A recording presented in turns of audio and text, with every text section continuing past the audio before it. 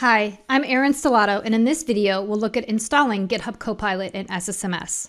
I have 22 Preview installed, and if you look on the View menu, there's nothing here related to Copilot, but I do have the Copilot badge, and from here, I can select Install Copilot.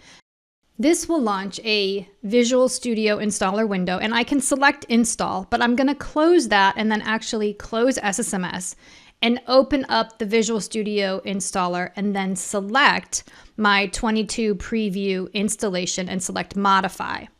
Now I'll go ahead and select AI Assistance, and this will bring in GitHub Copilot, and then I'll select Modify and we'll let this install. So if you updated your SSMS 22 Preview installation from Preview 1 or 2 to a Preview 3 or later, then you will want to go in and modify your installation to add GitHub Copilot. It won't be added by default. This is a change that we made starting back in SSMS 21, where we don't install all workloads by default.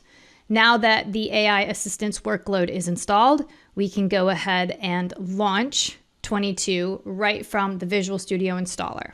We'll do that next time and go through configuration. Thanks for watching.